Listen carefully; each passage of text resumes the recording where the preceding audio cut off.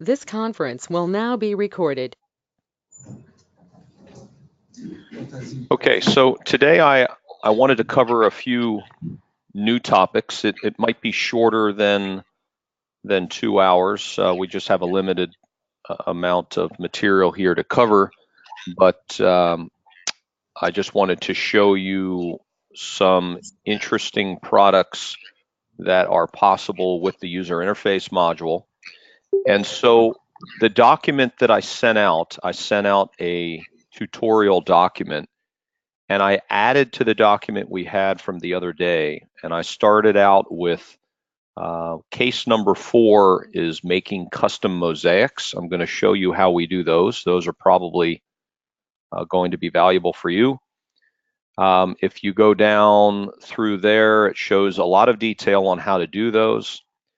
The next one is case number 5, which is creating spectral indices.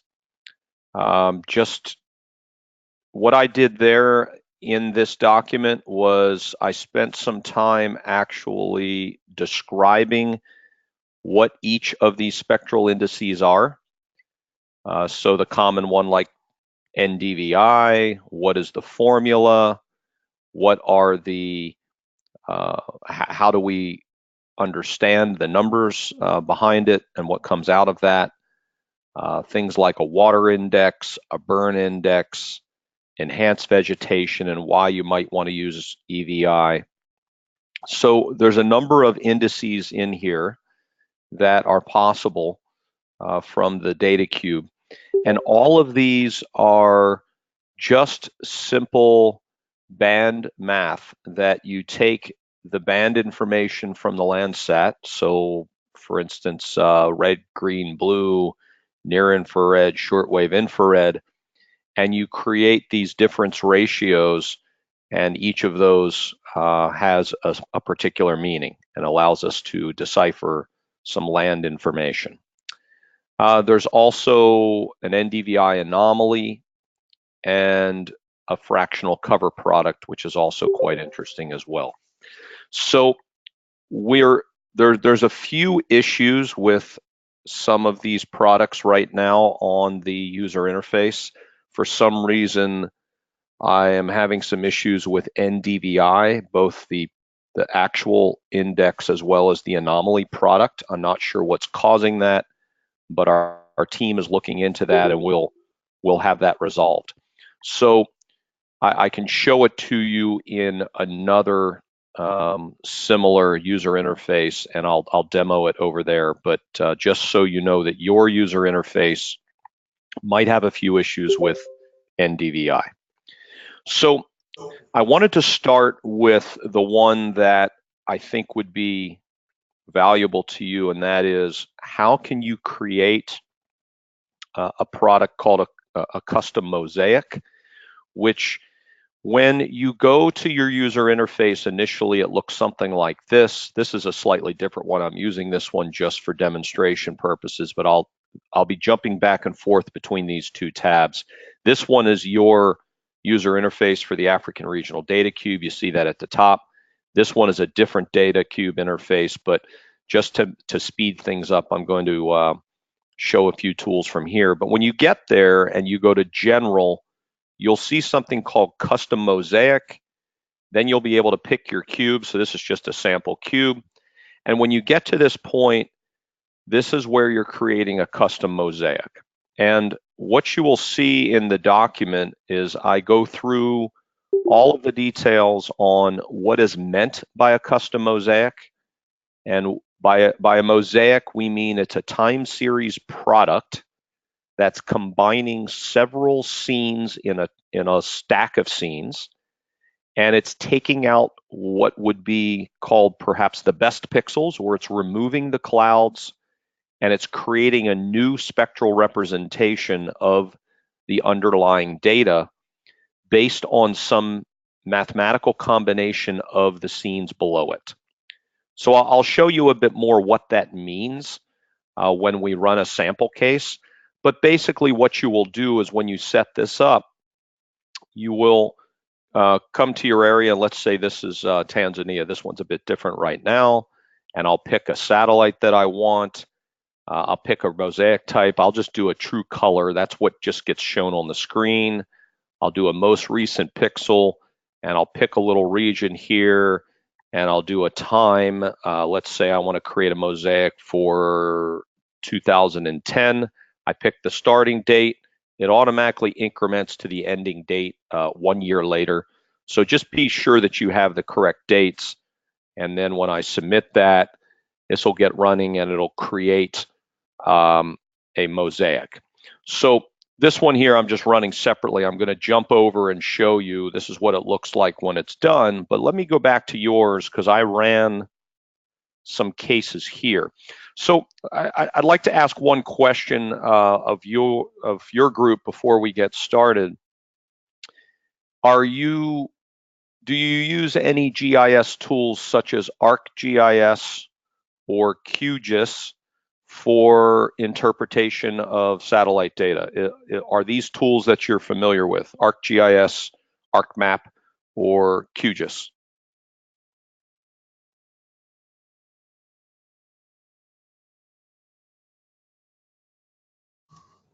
We use ArcGIS. Excellent. Okay, good. So ArcGIS, thanks for confirming that. So ArcGIS, if this product right here from the user interface will be very valuable for you for ArcGIS. So I'm going to show you a beginning to end process on how you would create these mosaics and export them so that you could use them in ArcGIS. I have a product that I created on the screen here. I did one for this particular case. If I zoom out, this is actually just south of Dodoma, and this is the Matera reservoir that we were working on yesterday. This is that water reservoir. And as you can see in this particular case, what I did was I ran a 2003 to 2004. So this is basically the whole year of 2003, a true color median pixel mosaic, and that's what you're seeing on the screen. So I'm going to run one separately just to show you how I would do this. But let's say I wanted to run something just south of Dodoma. So I have a small region here. I have a true color median pixel 2003, and I hit, let me do that again, and I hit submit. This is now creating a mosaic of this region right here, and there you can see it. It's running a little bit quicker here this morning for me, but this is a true color median pixel mosaic for 2003 of this region. But let me go down to the one that I ran down here, which is a beautiful scene, but it's very interesting because it has a lot of diversity. So what you see here on the screen is the 2003 product. And I want to show you, after this is created, how you might create some other products to go with that. So this is true color. Another way you might want to do this is, I'll go run another sample up here. So let's just say, I'll run it right on top of this one. I'll run a case here, but instead of true color, there are some other false color mosaics that you might find interesting. So like this one, Swear Near Blue, I'll create a medium pixel mosaic of 2003 for this location over the lake. And if you go to the document, you see it creates a really quite interesting and colorful image. And what you will see in the document that I provided you is there's an explanation right here about these different true color mosaics and what kind of features they allow you to see. So the one I just showed you was the Swear Near Blue. So the red, green, and blue bands are Swear 1, Near, and Blue. And as you see here, it's useful for monitoring crops, which appear as vibrant green. Bare earth is a magenta color, and non-crops are different shades of green. So if I come back here and look, what happens is the water ends up being dark. Everything that is highly vegetated, it comes out as really dark green. You can see near the river there, very dark green. other shades of not so much. So these are more less vegetated soil. And you can see up here again some water. So some of these false color images actually provide a really nice way for you to look at it. But these are just visual. Again, it's just something on your screen that you can run. But let's go over to the results tab, and I'm going to get rid of a few of the ones that I ran. So this first one I ran is that one. I'm just going to delete that one. The other one I ran was, let me get all of these out of here. Oh, it's that small one. I'm going to delete that one. So now I'm left with two cases that I ran. I ran a case here. So again, I'm in the results tab, and this is where we review the data that the product that I created. You see for this particular product I have on the screen, the length of time it was created in about a minute's time. It shows me the latitude and longitude range. So this is not really big, it's about a ½ degree square. It showed me the time range. This is a 2016 to 2017 product. And if I hit show hide, I can show the product behind it. So there's the product, and that's the other one behind it. So you can toggle back and forth between the products. If I go over and I look at this other product, this one here is the 2003 product. And so I've got two different years showing here on the screen. Now, as I've highlighted this product here, which is 2003, one of the important things to understand is what is behind all of this underlying. And what you'll see is a number of scenes. If I go a little further down on the screen, what you will see is I have a metadata box in the bottom left corner that tells me that this scene that I'm looking at is made up of 30 underlying Landsat scenes. And in the end, the scene we're looking at is 99.97% cloud free. So somewhere in this scene, there's some clouds. I think there's a little white dot right there. But if I hit this little button here, highlight no data, it will show me the clouds, and I don't see them. So I can't quite pick them out. They're very, very small. But if you look at the acquisition list, this is where you can see the details of these underlying 30 scenes. You may never want to go to the individual scenes. You might only want to look at the mosaic, but it's important to see why the data cube is so valuable is that this nice product you're seeing on the screen, which is a year's worth of data all compiled together into a median mosaic, has a lot of data underneath of it. Let's look at one of these scenes just so that you can see. So if I look at any one of these scenes like December 5th, 0.14% clean, that is a completely cloudy scene, a terrible scene, probably little or no pixels.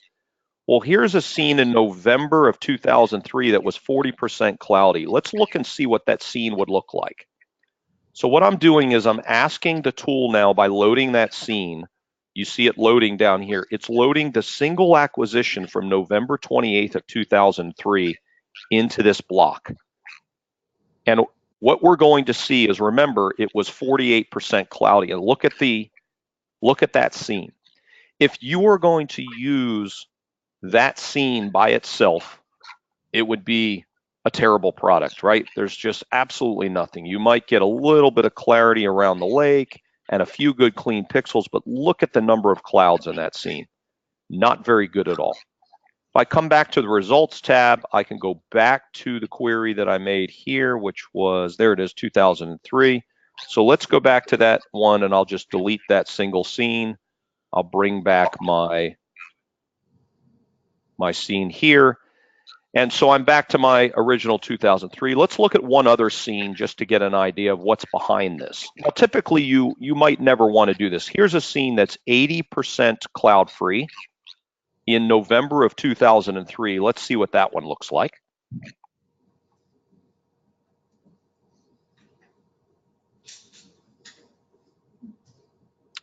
It takes a moment to bring it up. And you can see again. So remember that Landsat has this banding issue with these terrible bands that go across the scene. This area is clear because it's an overlap of a scene that's next to it. So what's interesting about this is the area that I chose is on the edge of a Landsat scene. So it's very complicated. You have a combination of a scene to the left, a scene to the right, bands going through it, clouds all throughout. Hard to find a lot of clear data, but there's some good clear data here and some clear data in between the bands. But if I look at this product and let me go back to my results tab. I'm going to get rid of this acquisition here and pull up 2003 product and hit show hide. Look how clean and beautiful the single 2003 mosaic is. So it's really tremendous what you can get. So again, that's the 2003. Let's go back and look at this one, which is 2016. There it is in 2016. Notice the lake has changed if I toggle between the two. You see how the lake has changed? So there's 2003, there's 2015, 2003, 16. Look at the lake. I'm just going back and forth if you can see that. 2016, 2003. So back and forth, the lake in the northern region has changed quite a bit if you look up here as I'm doing that. So you can really start to see land change dynamics and things happening. But let's say you want to take this scene and now I want to take it out and I would like to output this and use it in your ArcGIS tool. This is probably the most important step for you. So the way we do that, the results tab is where I look at the scenes and I analyze them in the tool visually. I can't do anything else but show and hide. I can look at the acquisitions. I can see how many scenes are underneath of it and all these things. But when I want to output this product, I have to go to the Output tab. And when I get to the Output tab, I see the queries that I ran. There's the query again for 2016. So again, let's look at what this is. This is 65 scenes make up this product. 99.97% cloud free. That's good enough.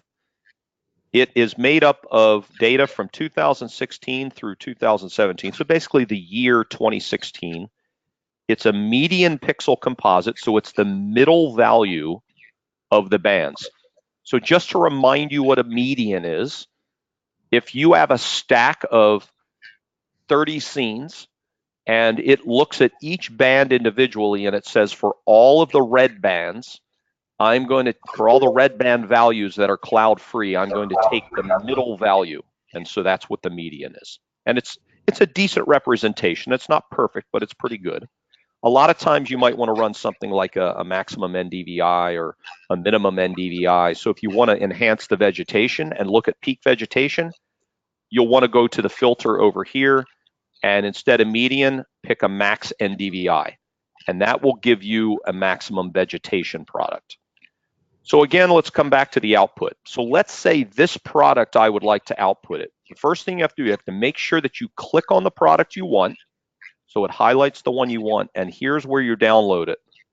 And the data guide here, when you download this thing into a GeoTIFF, this data guide tells you what data will be in the file that you download. So for instance, in your product, band 1 is the blue band.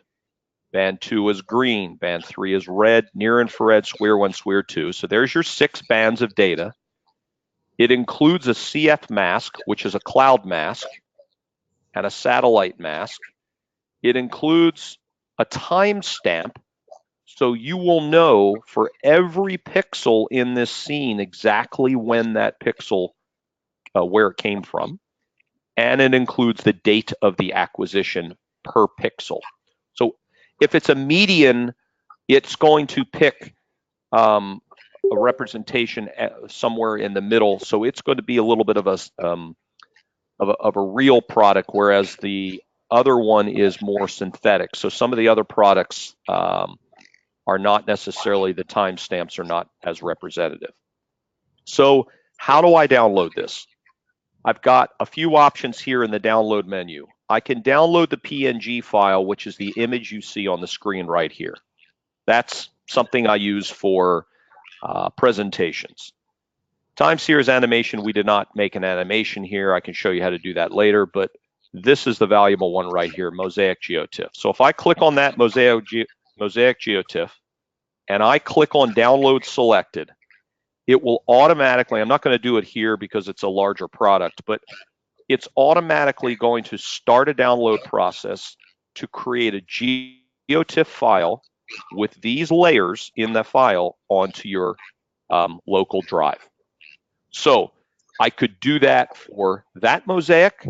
I could click on the other mosaic, do the same thing, hit download selected, and I will get it. So let me do a really small one and just show you how to do that. So let's just say I'm just going to create a different product. We'll come over to this lake, and I'm just going to put something really small here.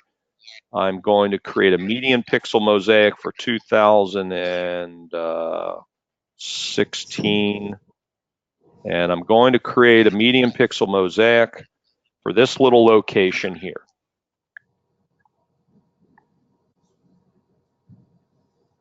So here it is. I just chose, remember I chose the Sweer one near blue, so it's got some funky colors because it's a, it's not a true color, but this is a false color mosaic. But I like what I see, so let's just say I want this. I come to the output tab. Notice it puts these chronological, well, not quite chronological, but it puts the time on there. So that's the product right there that I'm looking at the screen, 725. There were 14 scenes, 99% cloud free, but let's say I want that as a GeoTIFF. I click on that, I hit download selected, and look in the bottom corner. It's creating that product. I go over to my desktop, and there it is, Mosaic GeoTIFF, 8 megabytes. That right there, I can't see it because I don't have my GIS tool active, but there's your GeoTIFF. So that one right there, that little small one was 8 megabytes. It's possible that one this large, which is about, a half a degree square, that might be, 10, or that might be something like 40 or 50 megabytes. So these files can get large. And I think that we've put some filters, some maximum on here. I think the maximum size that you can create is 1 degree by 1 degree Latlan window, just to keep things smaller for the user interface. So that's your demonstration there. So again, that is the custom mosaic tool. And I'll start it. Let me start over and just do one more really quick and start from the top. So I'm going to wipe out what I've done here. Go back to custom mosaic. Go to the Tanzania cube. I want a mosaic over here for Dodoma. I want a Dodoma mosaic. I'm interested in 2010. I go January 2010. Actually, let's go Landsat 8 and get something newer. A few things I want to point out. Remember the banding issues in Landsat 7 that go across the image? Landsat 8 is clean. It has no issues with the instrument, but it didn't start producing data until 2013. But let's just say you want a 2014 image. This should be nice and clean. There's 2014 true color. I'll take a median pixel mosaic and I'll hit submit. So this is now going to create me a true color median pixel mosaic for 2014 using Landsat 8 over the city of Dodoma. There it is. You can kind of see the city in there because it's darker. I go to the output tab. I click on the output tab. I look at what I have, 21 scenes that make up this 100% cloud free, which is a really nice image. Tells me everything I need. And if I wanted to download that GeoTIFF, I can start it, and let's see how big that was. So that one was 10 megabytes. That's a 10 megabyte file for an image right here that is the city of Dodoma. So these are the things that you can do, but notice the size of that little image in relation to the size of your country. So that's why I say be a bit careful in the size that you create, because if you are panned out here and I create something that big and try to create a cloud-free mosaic of that monster, I don't think the tool will let you do it. And you can imagine that that product in memory in the computer as well as the GeoTIFF on your screen is going to be massive. So I would suggest if you wanted to create GeoTIFFs for larger areas, what I would suggest that you do is in the filter box, you create them by putting in by hand the latitude and longitude limits using like whole numbers and go in 1 degree increments. So you might create a box here that is exactly like if I wanted to go from -4 to -3 and then from 35 to 36. There we go right there. That's -3 to -4, 35 to 36. That's a 1 degree by 1 degree box. That is about the limit I would suggest. And then what you could do is you could piece together another one next to it and another one below it, and then pull those GeoTIFFs together outside of this tool, but piece them together within your ArcMap product. So if you want something larger, piece them together in pieces. That's the best way to do it within the user interface. There's a little more flexibility when we go to the Jupyter notebooks because we can do a little bit bigger areas there and get away with it. So let me stop there and just I'll run this mosaic just for kicks and have it run while we're sitting here.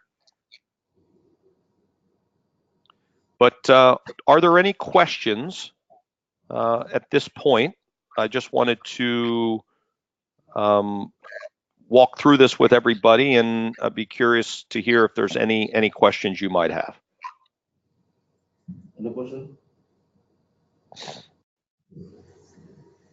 No question. Okay, great. So I've got this one running right here, just so that you can see the amount of time. Now, again, I'm probably the only one on the server right now, and things are a little light. But this is a little issue we have. The top half, remember I said the other day that if you're running an analysis in the northern portion of Tanzania, there's some issues here. The only way to get something for the northern portion of Tanzania is actually to run the Kenya cube, because the Kenya cube includes a little bit of it. So if you're running something up here to the north, please use the Kenya cube for that until we fix that. That'll be fixed within another week or so. We had some overlap issues. But you see what that took, maybe a minute to 2 minutes to run a 1 degree by 1 degree square. So as long as there's not 20 people running jobs simultaneously, these things will run in a minute or two's time. So at this point, I'm going to hop over and talk about some other products that we have. So that what we've just gone through, I remind you again, go back through the document that I sent you, do this on your own, walk through what it takes to create a custom mosaic. I have everything defined here step by step of what I did today. Of course, I'm recording this, so you'll also have the video. I talk about things like choosing the compositing method. I didn't do anything with the time series animation today, but you can try that later on your own. That takes a little more time. This is something over Mount Kenya National Park as an example. This is showing clouds. And so all that's possible. So let's go down and look at something which is spectral indices. And I'm going to do a few cases with spectral indices. I was having some problems with NDVI, but not sure if it's going to run here today, but let me give it a try. So if I go to Tools, Land, I have 3 different choices here, and we're going to go through these today. Spectral indices, an NDVI anomaly, and a fractional cover. Let's start with spectral indices. And if I go to the spectral indices area, what I'm basically doing is creating a product on the screen that is a combination, a mathematical combination of the bands. So remember back at this document, in the document, I describe all these mathematical combinations. So what is NDVI? It's these two bands mathematically combined. What is the water index? It's these two bands. What is the buildup index, which is a urbanization index? It's these two bands. So we're still working on a few of these. I'm likely to change the appearance of the water and the NDVI index because right now we're using color combinations that are not really that great. So a few of these I'm going to change. Let me try the NDVI. It was not working well this morning, but it could have just been my issue too. But let me just try something real quick. I think this was having an issue. So I'm going to do an NDVI for 2010.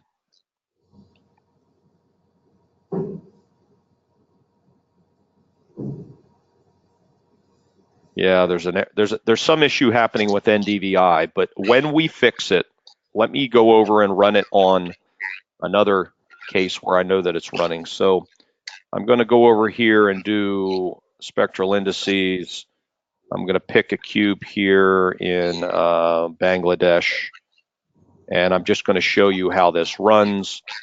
But let's just say I pick this area, and I am going to run a 2010 NDVI, and I want to get the maximum NDVI over this entire year. So basically, I want the peak vegetation is what I'm trying to find here. So these are good products if you're studying vegetation and you want to look at the peak. Here's what happens. Now, here's a problem with some of this because notice the Landsat bands, there's a peak right here in the vegetation. This is very bright, but the reason is because there was some band error in the bands that come across that scene. So a lot of times we don't get a fantastic product. So what might be better is, let's just say I know the growing season is January through May. And so now I've got January through May. Maybe I do a median pixel mosaic for the NDVI, and let's see what that one looks like. So this is 4 months median pixel mosaic, still getting some issues with the banding. So this is always a problem with Landsat, so just so you know. But in this particular case, you can see some of the cropping. If I wanted to download this, again, I go to the Output tab. I go to the query that I just made. You see it's only made up of 4 scenes, so there's not a lot of data there. And I can come here and I can download the GeoTIFF, and I download what's selected out of that GeoTIFF. So again, it's important to know that NDVI is just one parameter band combination. There's many of them. So I can go over here and I can look at enhanced vegetation index. So maybe I look at, let's go back in time when the data was cleaner, like back in 2002. I've got enhanced vegetation index, and I submit this over this area. And many people that study agriculture and study these products will tell you that they like EVI. And this particular one here is very dark. So we have some issues here with the representation on the screen that we're going to have to fix when it comes to the values. But let me go back and just create another NDVI product real quickly. NDVI 2002 to 2003 for this region. And I'm going to show you the pixel drill and a plotting feature that I think is really valuable. Okay, so this one's pretty clean. Let's say that I'm looking at a particular area and I wanted to look at this area right here near the river, and I wanted to look at what's happening with the vegetation. So I could do the pixel drill at any location. So let's say I click here.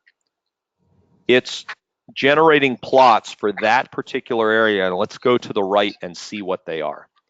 On the right, when you do a pixel drill, it will plot a two-dimensional plot for all of the spectral indices that are listed in your list.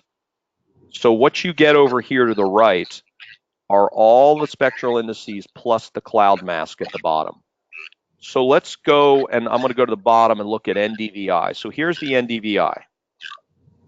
The NDVI for this spot right here over the year fluctuates between about 0.2 and about 0.8. So there's a lot of variation of this little location.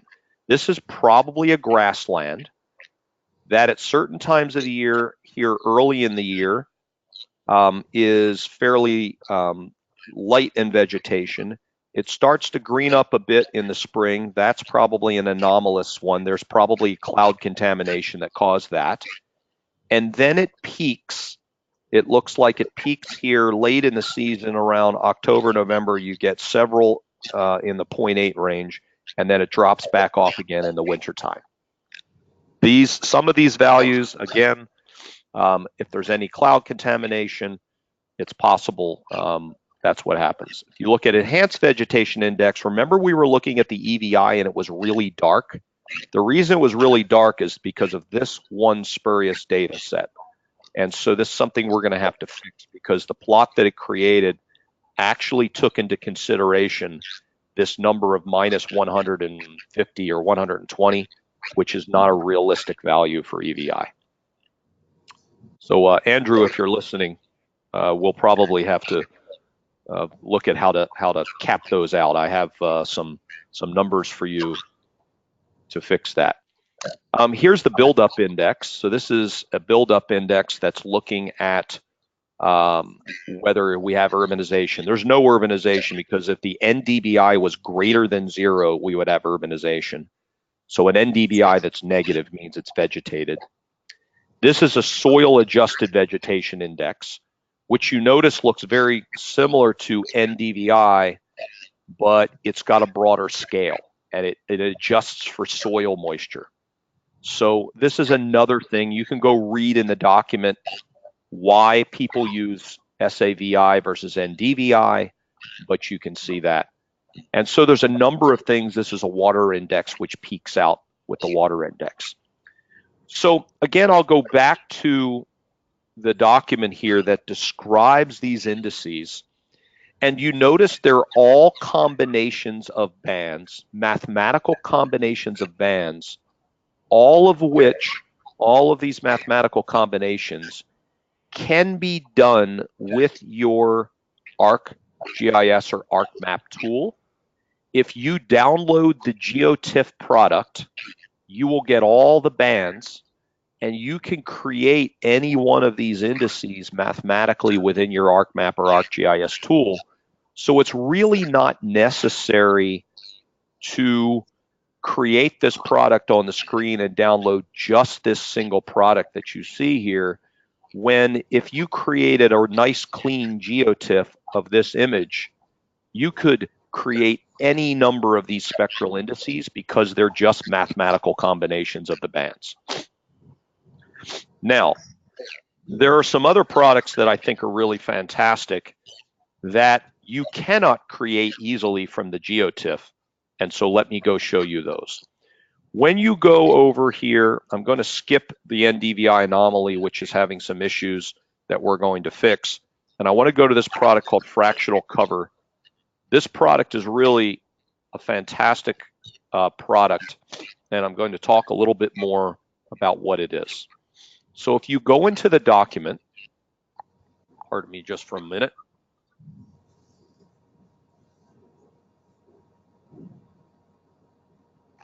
Got to clear my sinuses there. I'm going to go down to the very end of the document, and I talk about this thing called fractional cover. So this is a brightened image of fractional cover. It's really a very interesting product. So this particular image we're seeing on the screen, just I'm going to make it larger so we can talk about it. This thing called fractional cover is what it does is it's a vegetation product, and it takes the proportion of photosynthetic vegetation and it makes that green. Non-photosynthetic vegetation, which are non-green vegetation or vegetation that's dead, it colors that blue, and it takes anything that looks like bare soil in red, and it basically iterates on this triangle the fraction of the pixel that has these properties. So what happens is, spectrally, the combination of all 6 Landsat bands, for it to be completely bare soil, there's some combination of the values of those bands that will make it go towards the red. So if you look in the screen here, this area down here is lots of bare soil. And the area near the lake up here, the lake is black, by the way. The area near the lake is dark green because it's vegetated and it's green. So that's what you see here. Area that is blue is vegetation that was once green, but it's dry vegetation or it's non-green.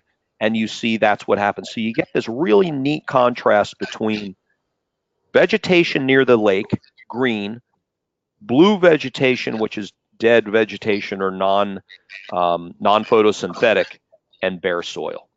So if you want to see urbanization, it will show up as red. If you want to see vegetation, it will show up as green. And this is an iterative product. It's called a linear, it's actually, mathematically, it's called a linear unmixing technique. Juan Gershman wrote the algorithm. And there's other people that have various combinations of this. But you cannot create this product by yourself within just using the GeoTIFF.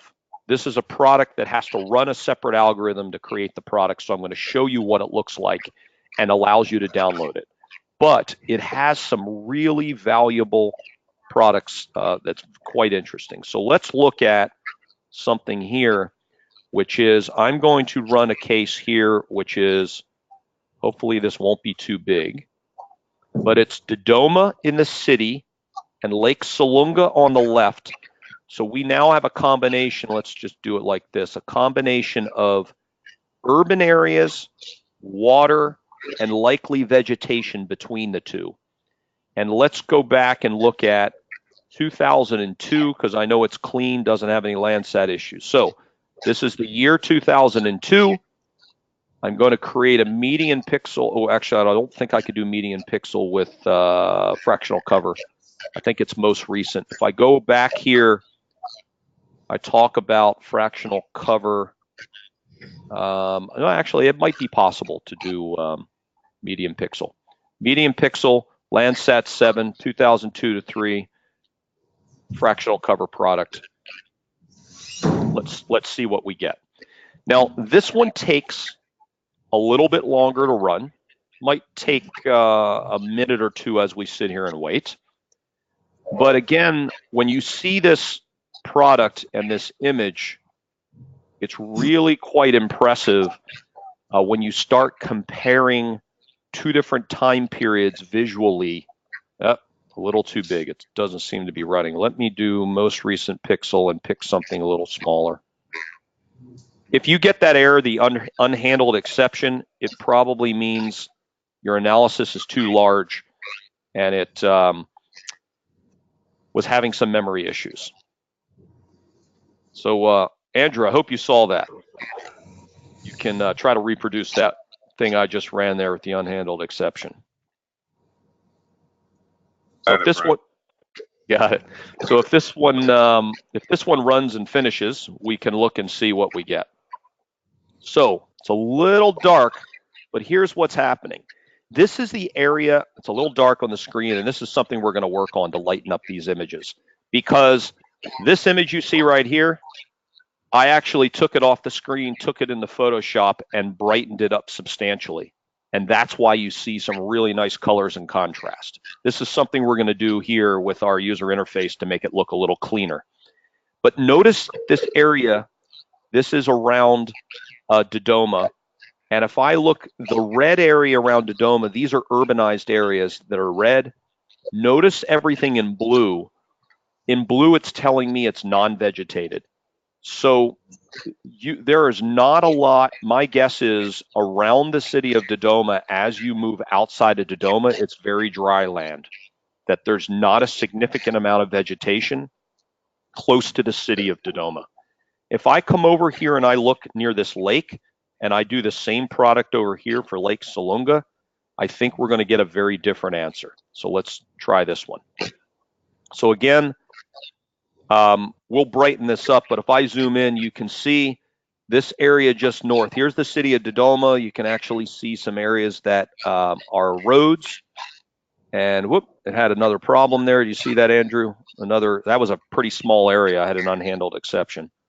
Let me go over and run it on another instance. Let me go back and run fractional cover on Bangladesh.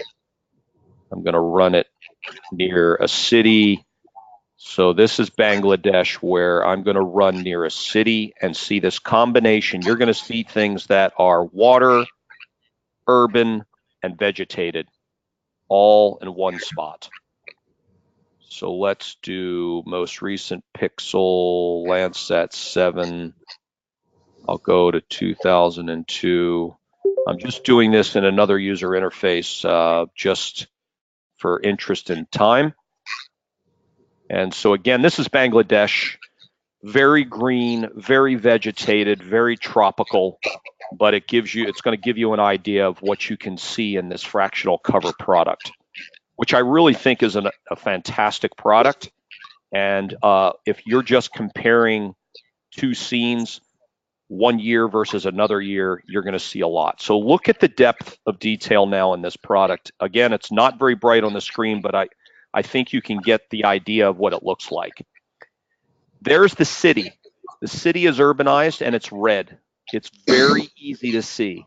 Areas near the water banks that are bare soil are red. So this is probably sandy soil near a riverbank. It's red. Vegetated area is dark green. Non-green vegetation is in blue. You see the blue areas over here to the west.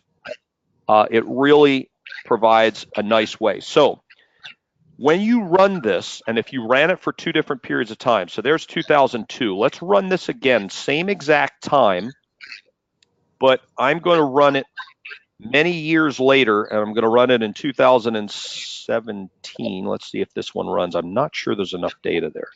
Let's go 2015. See if this one runs. I'm going to compare this product for 2 time periods. And I'm going to show you how the city to the north has grown.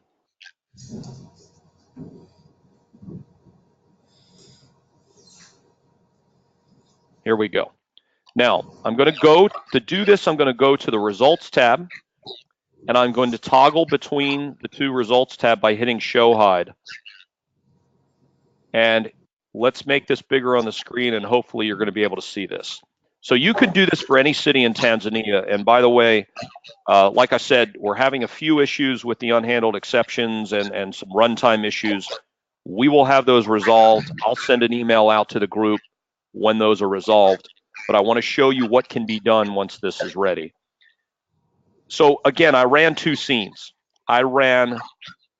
Here's 2002.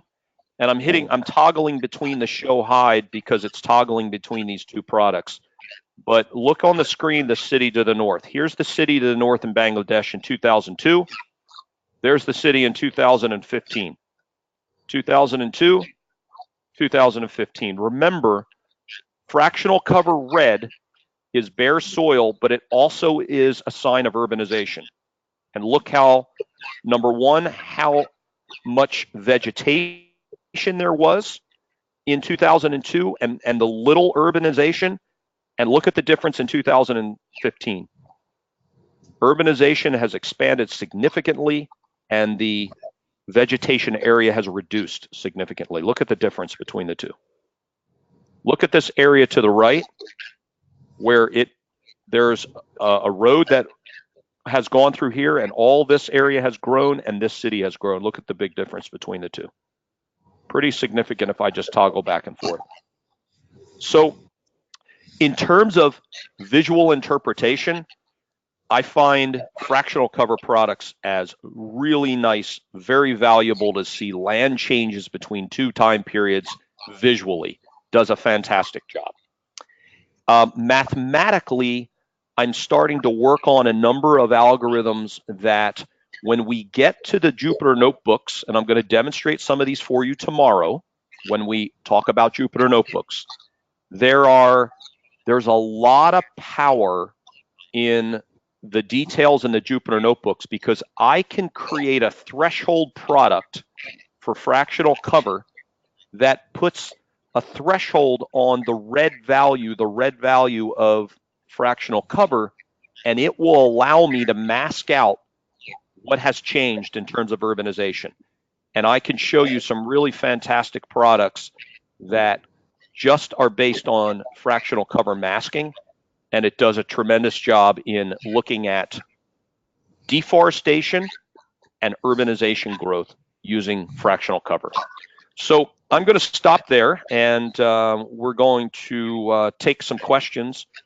That's all I had for the day today. I think that what is most valuable for you to play with today is I want you, after we're done here, to test out this idea of creating yourself a small cloud-free mosaic, downloading that mosaic as a GeoTIFF product to your local computer, and then opening it up in ArcMap, ArcGIS.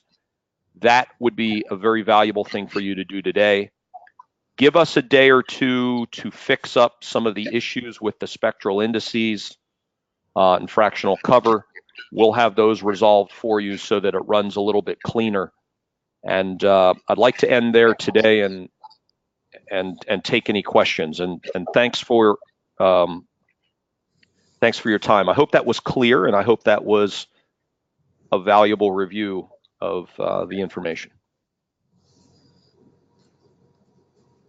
Okay, Brian. Congratulations. Any questions you have? Yes, I have one question. Mm-hmm. In your last image, you said that the color, the red color in Bangladesh is probably bare land or urbanization. True. That's a probability. How can we be sure that this is a true bare land or urbanization? Can we perform further analysis to come to conclusion that this is a bare land or this is an urbanization? Right. So the way that we do that is a little bit more complicated, and these are some things that we're starting to work on using what we call it's a process of taking known data, and you use a random forest classifier. Have you heard about random forest classification, where you actually take a known data set and then you use the spectral band information to classify the information, classify the product? Are you aware of that? No. So here's the way it is So best. maybe you can perform something like supervised and unsupervised classification? Exactly. That's what I'm getting at. It's a supervised classification. So the way everything you're looking at here would be unsupervised. So if I were to take this fractional cover product and put a threshold on the red channel and just highlight things that are bright in the red channel, I could get an unsupervised classifier that says this is likely urbanization, but again, it's unsupervised, not highly accurate, but probably fairly close, but not highly accurate. So how do we know precisely what is urbanization versus something like the red over here that is actually bare soil along the riverbank, right? How do you tell the difference between the two? And the way you do that is with a supervised classification.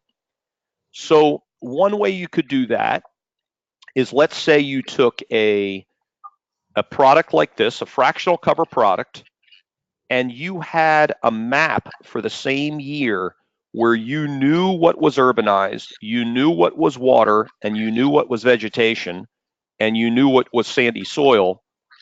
You would then feed that in to another analytical tool and do a supervised classification, which would then highlight what is true urbanization versus false urbanization, like down here, right? Because this area right here by the riverbank, that's not urbanization, but this area right here we know is urbanization. So you need to do supervised classification. We have algorithms right now that can do that, but these algorithms run as Python scripts, and it would mean a little bit more training and understanding on your side, whether or not you have any experience with some of that. I'm going to show you some examples tomorrow, but the supervised classifications one, that one is a bit more complex. So does that answer your question? The way you would really use any of this, whether it be a GeoTIFF product or a fractional cover product, if I want to get a true classification map based on the data in this image, I have to use a supervised method. So you could use random forest or any other mathematical method, but you have to have a known map comparing it to a spectral map. Okay, I have another question. Mm-hmm. You talked something about Mtera Dam here in Tanzania. Say that again, repeat that. You talked something about Mtera Dam. I don't understand. Andrew, do you understand? I still don't understand that word you were just using. Mtera Reserve. I'm sorry, Mtera Water Reserve here in Tanzania. In Tanzania, right? Yes. Go ahead. Then you compare the images of 2003 and the 2016, two different images. Of course, the level of water were different. Yes, they were. Is there the way you can calculate the volume of water in these two different years? Yes, absolutely. And I'm going to show you that tomorrow. And it is not possible with the user interface tool. And so what you need is a little bit more complexity in an algorithm. That's a water algorithm. And if you'd like, I will demonstrate that for you tomorrow. A water volume algorithm that allows you to compare water volume in two different locations throughout your country. So here is why the user interface doesn't do that. Think about this user interface is meant to do a few things. It's meant to create custom mosaics that allow you to do analyses elsewhere, right, in ArcMap. And it allows you to do visual interpretation of products like spectral indices, fractional cover, and visual interpretation of water detection. So again, when it's visual interpretation, so when I do that, where were we running that? Trying to remember where we were running that reservoir. Was it the Matera?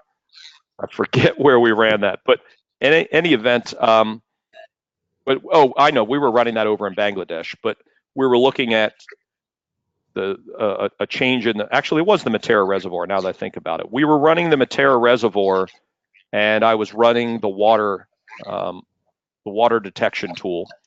And remember, we ran this the other day, and the product we got looked like, let's go back and just show you real quick. It looked like this, right? This was the Matera reservoir. And again, when we got to this product, all we know is that this lake is changing. We can see it visually by the colors. But how do we know the volume and the area and the actual count of the pixels and the space that are changing over time? The way we get that is we have to take this information and we have to do that analysis in a more powerful tool, which is the Jupyter notebooks, which allow you more flexibility in designing an algorithm to actually calculate the spatial area of water between two time periods, which would allow you to infer, percent growth between year to year. So again, the user interface tool, it's important to know it's great for custom mosaics to do your analyses elsewhere. It's great for visual interpretation. It's great to look at these water products for visual interpretation and maybe do a pixel drill to see what's happening. But if you really want numerical analyses, and if you really want more detail like supervised classifications and land change information, these need to be done with more complex tools and algorithms outside of the tool, because it's really hard to design a tool to do that directly. So if it, I hope I answered your question, but I'll propose that for tomorrow, I demonstrate for you a couple algorithms that I'm going to try to make really simple, and I'll put them into your Jupyter Notebook area, and I'll show you how to use them. I can create a water tool that will calculate area of water versus two time periods, something like that. I'm going to demonstrate for you tomorrow a land change tool based on NDVI thresholds that I think does a really nice job in looking at land change, deforestation, or vegetation extent. And I'm going to show you a tool for calculating changes in urbanization, just like I showed you the visual interpretation of the urbanization change. I'll show you how to do that numerically by masking out the red band in the fractional cover, or by masking out the vegetation, or the one of the other indexes. So I'm going to show you water, land change, and urbanization tomorrow in some Jupyter notebooks. And if you could learn how to use those a bit, I think you'll find a bit more flexibility in what you're able to achieve. Does that answer your question, Benedict? Yes. Yes. Suppose we digitize the blue area of the river, of the lake. The area which will get, Yep. can it answer the question after digitization? I'm sorry, repeat that again. After performing water of the lake, right? We get the blue area. Then right. we can digitize this blue area. Yes. After there is an option of getting the area. Yes, there is. There is, and I'll show you how to do that tomorrow. This tool will not allow you to do that, but the a more sophisticated algorithm will be able to calculate the percent or the volume or the area of water. Is that what you're looking for? Yeah, but we can digitize here in Tanzania. We can digitize this reservoir. Oh yeah, you could do that. Sure, you could do that by using two different geotiffs, correct? Yeah, because we can open it in GIS software and digitize. So, hey Brian, after digitization, coastal change. Hello? Yeah, coastal change will do that. That's right, Andrew. So let me show you this algorithm. You could do water, coastal change. Now, granted, this is not coastal change. This is an inland water body. But let's say I use the coastal change algorithm. Here's watch the difference. I do the Matera Reservoir. Hopefully this will work. I do a beginning year of 2002 and an ending year of 2015. Yes. And I hit submit. Yeah. And I'm going to show you, this is going to show the difference in the 2 years. The first thing it does is it shows you the coastline, what appears on the screen as a default, and which, by the way, Andrew, I'll probably want to change that, because the default we show on the screen is the coastline change. We might want to show the water to non-water, the more colorful one, as the default change product. I'm throwing that out to Andrew. That'll be a subtle change we can make later. But all right, so here's the product. And here's what you get. So you can run this one, by the way, Benedict, on anything. You can look at the 2 years and compare. The blue line is what the lake used to be. The green line is where the lake is now. But if I want to see that more colorfully, this is a very pretty image, by the way. So I go to the results tab, and in the results tab, I have view coastline change. That's what you're looking with the green and the blue. Well, this is not really a coastline, it's an inland water body. So if you hit the second one, show coastal change, there's what you get. That is what I think you're trying to get at. If I were to count the pixels in green and compare it to the pixels in black, I would now know the difference in the spatial footprint of the water between those 2 years. So this is comparing 2002 to 2015.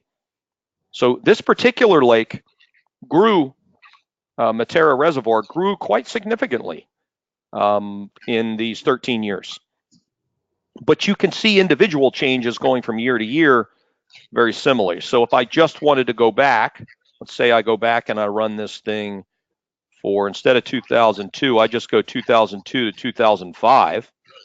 Let's run it a little bit shorter time period, and let's see if anything changed in just a quick 3-year period.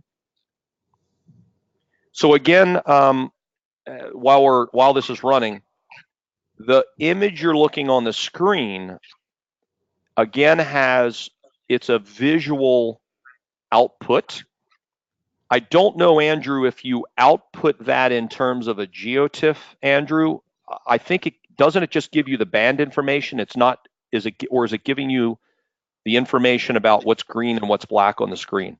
I think it only gives you the band information when you output it.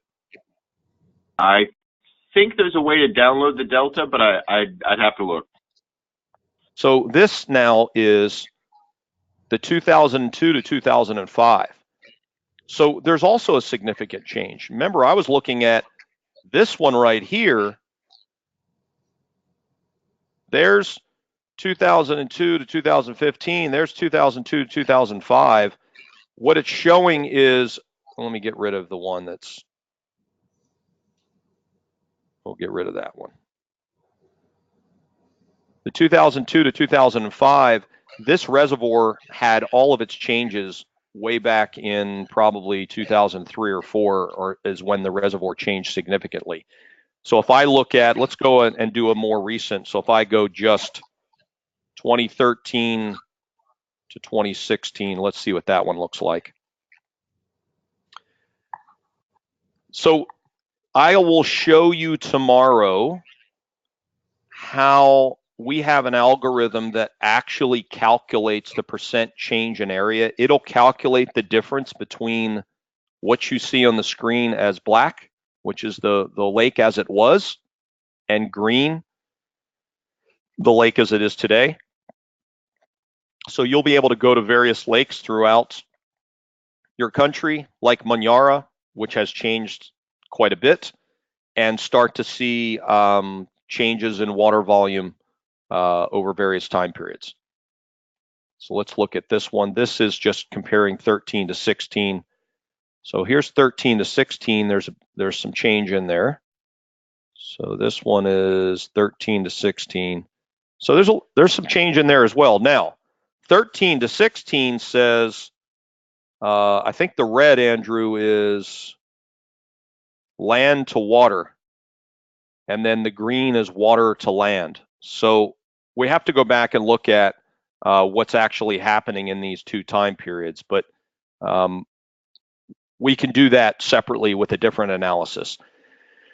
So I guess the point here is that you can do some water anomalies year to year using the coastline, the water coastal change tool. We might want to rename that a bit and just call it like water boundary change or something like that, because it can be used in the coastline and in the inland water, as you see here. I'll demonstrate that tomorrow, and I've got a good algorithm that does a really nice job for that. And it's actually one that we developed to address the United Nations Sustainable Development Goal 6.6.1, which is the change in water extent over time.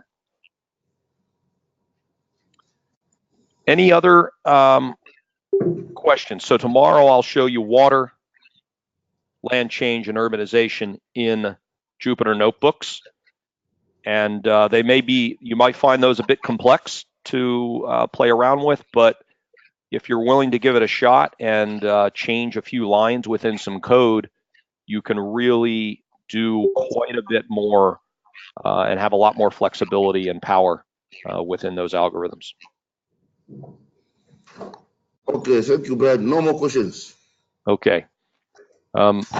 Anything else? Because we'll probably end there today.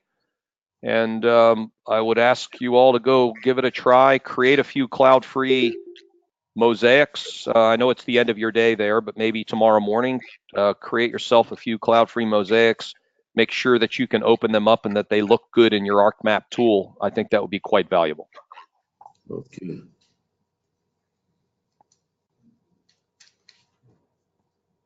Okay, thank you very much. Okay, if nothing else, we'll sign off for the day. And I, again, thank you for your time today, and hopefully this was valuable. Okay, bye-bye. Okay, bye now. Andrew, I'm gonna give you a call, and we'll chat a few. Are you available on Okay. On your? Should I call your cell or work? I guess call the cell.